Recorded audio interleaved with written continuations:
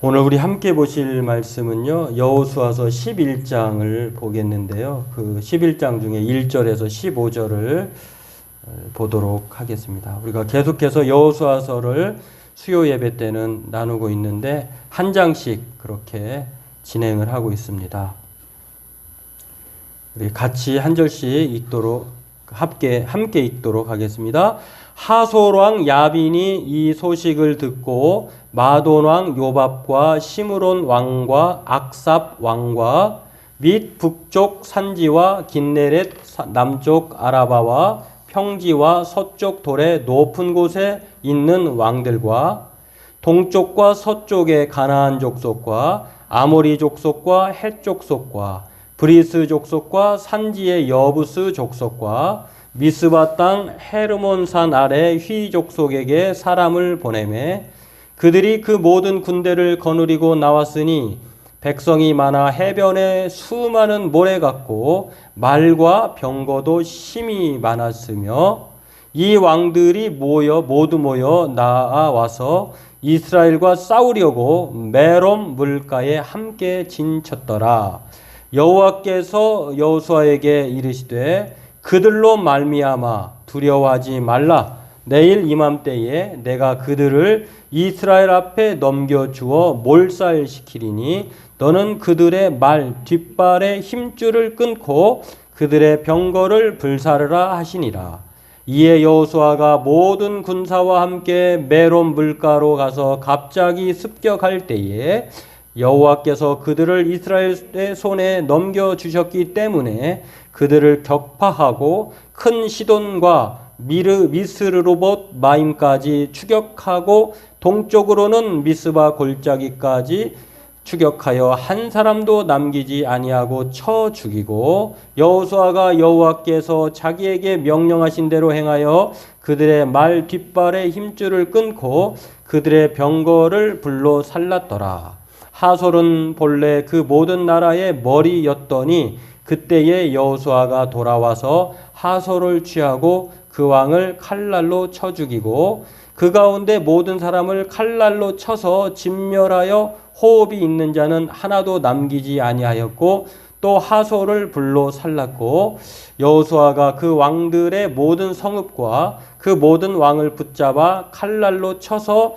진멸하여 바쳤으니 여호와의 종 모세가 명령한 것 같이 하였으되 여호수아가 하솔만 불살랐고 산 위에 세운 성읍들은 이스라엘이 불사르지 아니하였으며 이 성읍들의 모든 재물과 가축은 이스라엘 자손들이 탈취하고 모든 사람은 칼날로 쳐서 멸하여 호흡이 있는 자는 하나도 남기지 아니하였으니 여호와께서 그의 종 모세에게 명령하신 것을 모세는 여호수아에게 명령하였고 여호수아는 그대로 행하여 여호와께서 모세에게 명하신 모든 것을 하나도 행하지 아니한 것이 없었더라.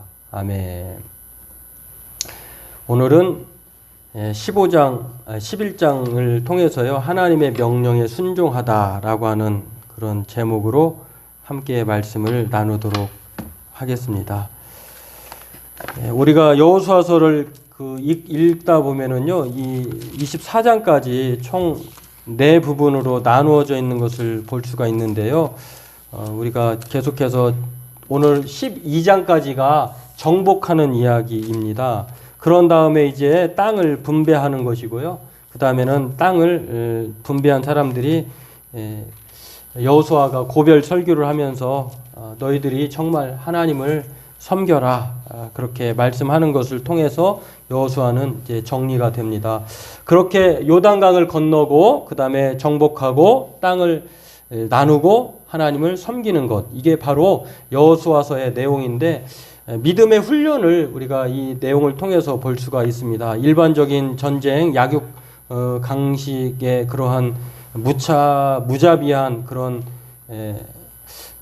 전략과 전쟁에 관한 이야기가 아니라 정말 하나님의 은혜를 우리가 세상을 살면서 가나안 땅에 살면서 어떻게 살아야 하는지를 가르쳐주는 그 은혜의 교훈들이 참으로 많이 있다는 것입니다.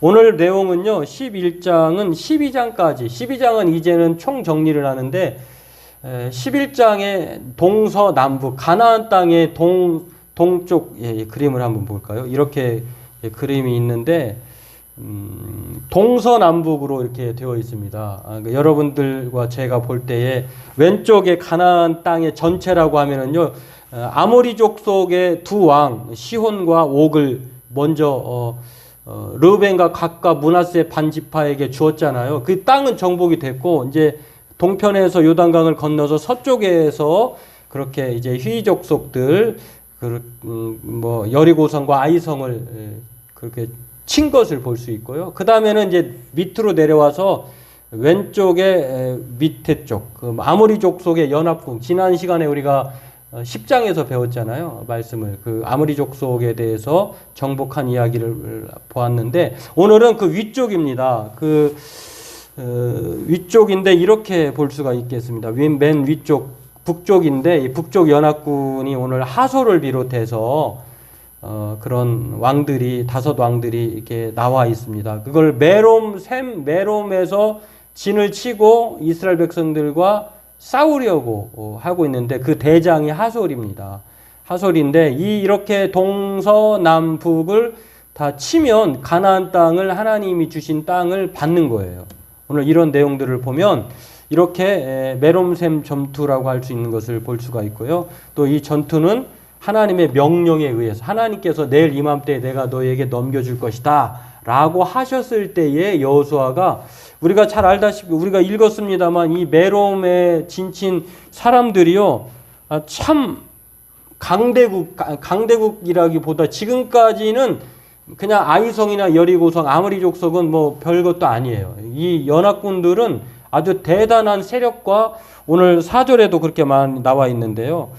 모든 군대를 거느리고 나왔으니 백성이 많아 해변에 수많은 모래 같고 말과 병거도 심히 많았으며 9절에도 나옵니다. 그렇게 자기에게 명령하신 대로 또 행하였다. 말 뒷발을 그 힘줄을 끊고 그들의 병거를 불러 살랐더라. 이렇게 강한 숫자와 무기를 가진 이 또한 연합국이 이 메롬셈 전투 북연합국의 그런 싸움이라고 하는 것입니다. 이렇게 전쟁은 이렇게 그 마무리가 되는 것을 볼 수 있는데 여호수아가 하솔을 그 대장인 하솔을 붙잡고 그를 본보기로 또 불사르고 또 죽이는 것을 볼 수가 있는데요. 이렇게 하나님께서 놀랍도록 은혜를 베푸셔서 오늘 명령을 통해서 은혜를 베푸시는 것을 볼 수 있는데요. 오늘 이 내용을 통해서 우리가 정말 하나님의 명령이 무엇이었는가 또 그 명령에 담긴 의미가 무엇인지를 함께 살펴보고 은혜를 나누고자 합니다. 그렇습니다. 오늘 본문을 보면은요, 아모리 연합국의 그 10장에서의 5 왕들이 이제 패전했다는 소식을 듣고 북쪽에 있는 사람들이 이제 겁을 먹습니다. 그리고 난 다음에 그들이 미리 하솔 왕이 규합을 해서 야 우리가 이스라엘을 치자라고 이렇게 얘기를 해서 하솔 왕 야빈의 주도로 연합군들이 북연합군들이 만들어집니다. 그렇게 했는데 그들의 숫자가 참으로 군대가 막강했어요. 이런 상황에서 동맹군들이 의지하는 것은 무엇이었냐면은 병력과 힘이에요. 많은 숫자와 그 다음에 무기를 가지고 있는 게 바로 이 북연합군들의 그런 자신들의 힘이라고 하는 것입니다. 그런데 이 아무리 그런 강력한 병력과 힘을 가졌지만 오늘 본문의 결론은 무엇이냐면 그들이 패전했다는 것입니다.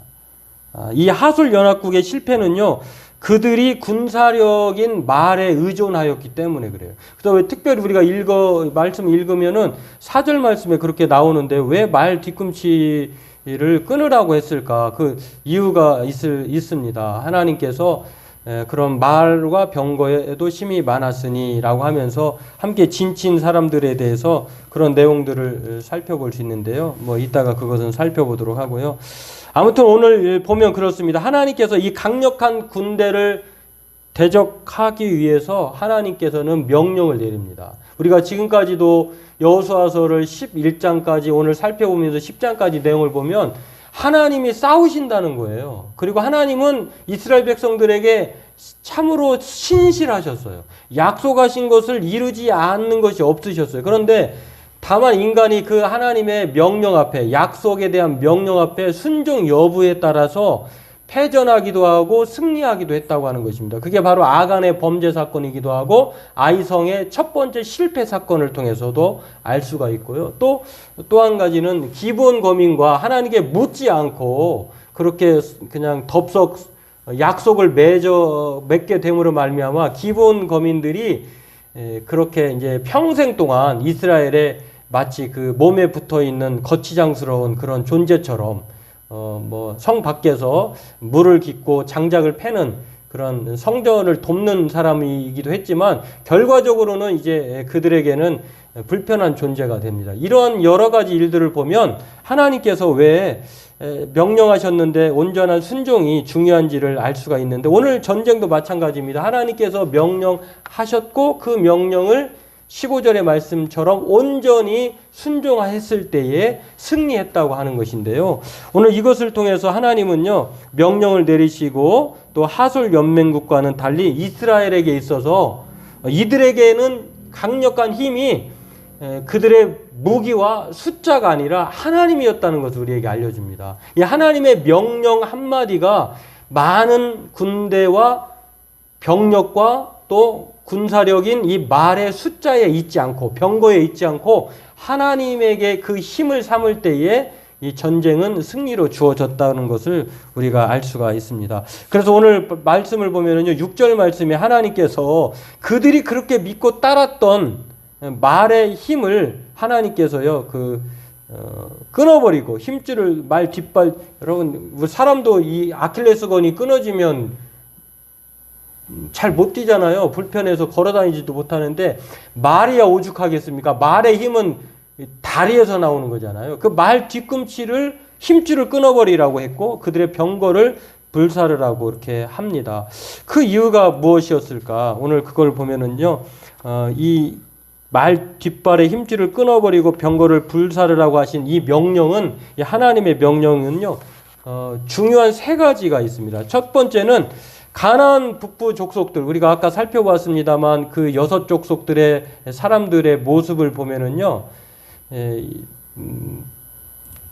자꾸 다른 게 나오네. 이 사람들 보면 뭐 어마어마한 지역도 가지고 있었지만 이 사람들이 북쪽 가나안 사람들이 섬겼던 신 중에 하나가 학자들이 말할 때는 말이었다는 거예요.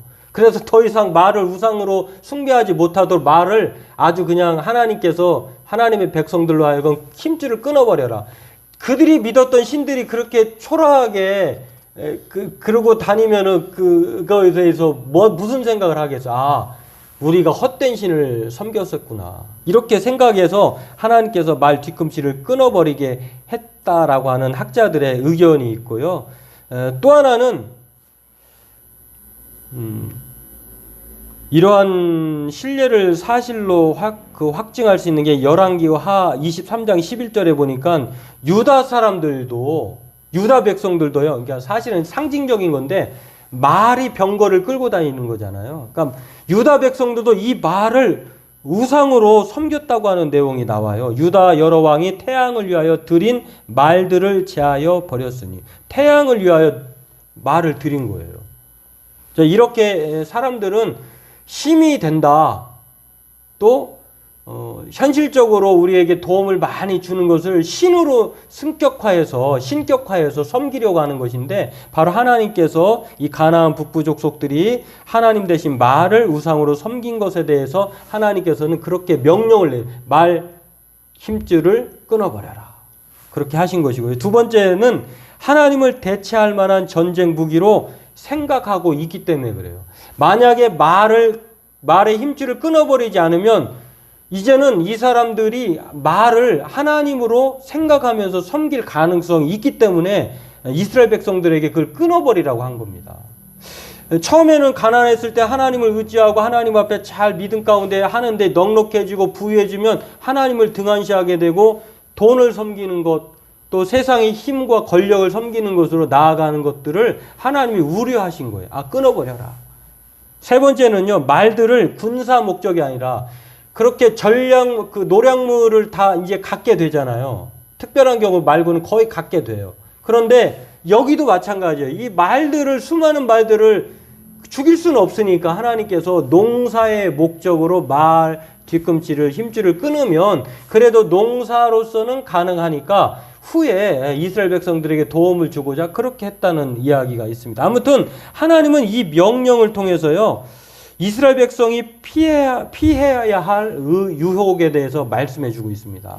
오늘 우리가 두 가지 내용을 통해서 살펴보았습니다만, 바로 하나님께서 말의 힘줄을 끊어버리라고 하는 이 명령에는요, 이스라엘 백성들이 유혹당할까봐 그 유혹을 아주 끊어버리는 거예요. 이 북연합국들은 좋은 말과 군사력을 바탕으로 하나님 없는 동물의 왕국을 살고 있는 거예요. 여러분, 동물의 왕국 제가 정말 자주 보는, 어쩔 수 없이 보는 프로그램인데요. 그 시간대가 그렇게 돼서 보면은 동물의 왕국 보세요. 강한 동물이 약한 것들 그냥 다 자비가 없어요. 무자비합니다. 배가 고프면 그냥 그렇게 동족도 살해하는 그런 동물의 왕국인데, 가나안 땅이 그런 동물의 왕국의 세계라고 하면은요, 하나님의 백성을 통해서 이 가나안 땅이 어떻게 변하냐면 동물의 농장으로 변하게 돼요. 이 동물의 농장과 동물의 왕국은 천지 차이가 납니다. 동물의 왕국은 주인이 없으니까 자기가 큰 힘센 그 동물이 주인이 돼요. 신이 되고. 근데 동물의 왕국은 주인이 있어서, 여러분 동물의 왕국 프로그램을 보세요. 주인이 있잖아요. 어떤 동물이든지 같은 동물을, 여러 동물을 키우면서도 뭐 같이 싸우거나 또는 한 동물이 자기만 먹는다고 하면 주인이 개입을 하잖아요. 야, 너 왜 그래? 너 저리 가. 막 하면서. 이렇게 가나안 땅이 바로 그렇게 되어 가고 있다고 하는 것입니다. 동물의 왕국이었던 이 가나안 땅이 이스라엘 백성들을 하나님께서 그 땅을 주심으로 말미암아 하나님이 관섭하시고 다스리시고 인도해 주시는 동물의 농장으로 바뀌어가고 있다고 하는 것입니다. 이것은 하나님의 인도하심과 보호하심의 아래서 사는 것을 말합니다. 오늘 저와 여러분들도 마찬가지입니다. 동물의 왕국에 살고 있는 세상에서 하나님을 믿음으로 말미암아 우리가 동물의 가족으로, 농장으로 변화되어서 살게 된다고 하는 것입니다. 동물의 왕국에서는 바로 이 가나안 땅은요, 북왕국 이스라엘 사람들, 그 가나안 족속 사람들에게는요, 힘센 사람이 왕이에요. 그러나 하나님은 그 힘센 것들을 다 제거하시고 이 땅의 주인이시고 그 땅을 다스리시고 그 땅 백성들을 사랑하시고 은혜와 긍휼로 이끌어 가시는 게 말도 아니고 병거도 아니고 힘이 아닌 하나님이라고 하는 것을 오늘 말씀을 통해서 가르쳐 줍니다. 오늘 저와 여러분들도 이스라엘은 가나안 동편과 서편 그리고 남편 전쟁을 통해서 이러한 사실을 날마다 반복해서 깨닫게 됩니다. 그리고 오늘 드디어 이 북에서 이 전쟁의 동서남북의 완결판인데요. 이 전쟁이 끝나면서 오늘 그것을 다시 한번 이스라엘 백성들에게 말씀하시는 것을 볼 수가 있습니다. 내가 그들을 너희에게 넘겨주었으니 그들의 말 뒷발의 힘줄을 끊고 그들의 병거를 불사르라. 그리고 그들을 격파하라. 오늘 말씀 속에 말씀 6절과 9절에 그렇게 나와 있는데요. 오늘 이것을 우리가 기억하면서 하나님의 은혜가 정말로 크다. 하나님 앞에 우리가 그 명령에 순종하는 것이 얼마나 복된 일인가. 이것을 늘 기억하면서 살아가는 저와 여러분 되기를 바라겠습니다. 오늘 이렇게 이스라엘 백성은요, 하나님의 명령에 전적으로 순종함으로 인해서 승리하게 됩니다. 그리고 그 말에 대해서 15절 말씀을 보면 이렇게 나와 있는데요. 여호와께서 그의 종 모세에게 명령하신 것을 모세는 여호수아에게 명령하였고 여호수아는 그대로 행하여 여호와께서 모세에게 명하신 모든 것을 하나도 행하지 아니한 것이 없었더라. 그대로와 하나도 행하지 아니한 것이 없었더라. 온전한 순종을 했다는 말입니다. 오늘 그러므로 저와 여러분들도 온전한 순종이 전쟁을 그치게 하고 또 그 사람들에게, 이스라엘 백성들에게, 명령에 순종한 사람들에게 평화를 가져다 준다고 하는 사실을 기억하면서 오늘 저와 여러분들도 온전한 순종의 사람으로 살아가길 주의 이름으로 소망합니다. 이 온전한 순종은요, 이 하나님의 기적적인 수단만이 아니라 하나님이 10장에서 보면은 아모리 연합국들, 남쪽의 아모리 연합국들은요, 사실은 하나님의 기적으로 승리를 많이 이루었어요. 우박을 통해서. 그 다음에 해와 달을 멈추게 하셔서. 하나님의 은혜로 승리한 거잖아요. 근데 아모리 족속의 전쟁과 달리 이 남쪽 연합국, 북연합국의 이 전쟁은요, 완전히 달라요. 온전히 이스라엘 백성들의 순종을 통해서 얻어낸 결과입니다. 이것을 통해서 우리가 알 수 있는 사실은요, 하나님은 사람의 순종을 통해서 일하신다는 거예요. 하나님이 해줄 수도 있지만, 오늘 말씀을 보면 이스라엘 백성들에게 넘겨주었고 그 일을 넘겨받은 사람들이 순종할 때에 그 땅이 자기 것이 되는 거예요. 오늘 마찬가지로 하나님은 그렇습니다. 여호수아의 반복된 주제가 순종인 것을 통해서 하나님은 이스라엘 백성들에게 신실하셨습니다만 그 신실하신 것만큼 하나님은 이스라엘 백성들에게 순종을 요구하고 계시다고 하는 것입니다. 그래서 오늘 본문 11장에서 온전한 순종의 중요성을 다시 한번 가르쳐 주는데요. 이 온전한 순종의 결과가 그동안 싸워보지 않았던 강한 세력과 힘의 민족에 대해서 능히 이겨낼 수 있었다고 하는 것입니다. 오늘 저와 여러분들도 이것을 기억하면서 온전한 순종의 중요성을 늘 생각하는 저와 여러분 되기를 바랍니다. 그렇다면 온전한 순종이란 어떤 순종을 말할까요? 99.9%? 100% 순종이 온전한 순종이라고 하는 것입니다. 기독교 작가이자 유명 강사인 존 비비어라고 하는 아주 책을 많이 쓰시는 분이에요. 근데 이분이 순종에 대해서 정의를 이렇게 말했어요. 99% 따랐더라도 부분적으로 순종은 하나님 보시기에 불순종이다. 여러분, 아담과 하와가 다 순종했는데 딱 하나 선과 악을 알 수 있는 그 선악을 열매를 먹지 말라고 했잖아요. 그 딱 하나를 금하신 거거든요. 99.9%는 순종했다 하더라도 0.1% 하나를 순종하지 않으면 불순종인 거예요. 오늘 존 비비어가 그렇게 말합니다. 99%를 따랐더라도 부분적인 순종은 하나님 보시기에 불순종이다. 대표적인 사람이요, 성경에 보면은 이스라엘의 초대 왕인 사울이에요. 사울 왕이 이스라엘 백성들이 아말렉과의 전쟁을 벌일 때 하나님이 이 아말렉을 진멸하라고 이 사울 왕에게 명령을 내립니다. 사무엘상 15장 3절인데요. 지금 가서 아말렉을 쳐서 그들의 모든 소유를 남기지 말고 진멸하되 남녀와 소아와 젖먹이는 아이와 우양과 낙타와 나귀를 죽이라 하셨다. 이렇게 말하거든요. 근데 사울 왕이요, 이 전쟁을 했긴 했어요. 그런데 죽이기가 아까운 거예요. 왕을 사로잡았어요. 자기의 그 과오를 치적을 하기 위해서 그렇게 살려는 것도 있지만 또 한 가지는 소와 또 뭐 이런 재물들을 남겨놓았어요. 사울 생각에 하나님께 이거 귀한 건데 제사할 때 드리면 좋잖아. 이렇게 남겨놓은 거예요. 근데 하나님은 그걸 원하지 않아요. 그래서 이제 그 유명한 말이 순종이 제사보다 낫다고 하는 말이 이 사울왕 때문에 나온 말이에요. 수양의 기름보다도 하나님이 기뻐하는 것은 제사보다도 순종하는 걸 원하죠. 그래서 사무엘상 15장 11절에 이렇게 말합니다. 내가 사울을 왕으로 세운 것을 후회하노니. 이 한 번에 순종하지 않음으로 말미암아 사울을 하나님이 왕 삼은 것을 후회하신다고 말씀합니다. 어떻게 보면은 가장 좋은 양과 소, 기름진 것, 어린 양, 모든 좋은 것을 죽이지 않고 하나님께 제사 드리겠다. 그 당시에는 이제 제물로 드린 것이니까요. 좋은 생각 같잖아요. 믿음 참 좋다. 이렇게 생각할 수 있잖아요. 그러나 하나님이 이런 좋은 뜻을 가졌다 하더라도 하나님이 바라시는 것은 완전한 순종이었다고 하는 것입니다. 오늘 저와 여러분들도 마찬가지입니다. 사울왕은 이 99% 순종했지만 이 아말렉 왕을 살려두고 그 당시엔 또 그게 문화였다고 해요. 왕을 살려두고 이제 그다음에 이제 그 자기의 공적을 드러내고 이런 것인데 그 문화였다 하더라도 한 나라를 정복해 그 지도자를 생포하면 그것은 살아있는 전리품이기도 했다는 거예요. 야, 내가 이 사람을 사로잡았어. 근데 하나님이 원하시는 것은 그것을 바라는 것이 아니라 완전한 순종, 그것을 거역이라고 말씀하고 있다고 하는 것입니다. 그리고 그러므로 말미암아 불순종으로 정의를 내리는 것을 볼 수 있는데, 오늘 같은 명령이지만 오늘 말씀도 마찬가지예요. 이스라엘 백성들과 여호수아는 온전히 순종했다라고 말을 합니다. 그리고 하나님이 그로 말미암아 명하신 모든 것을 하나도 행하지 아니한 것이 없었더라. 그리고 그대로 행하였다라고 하는 것.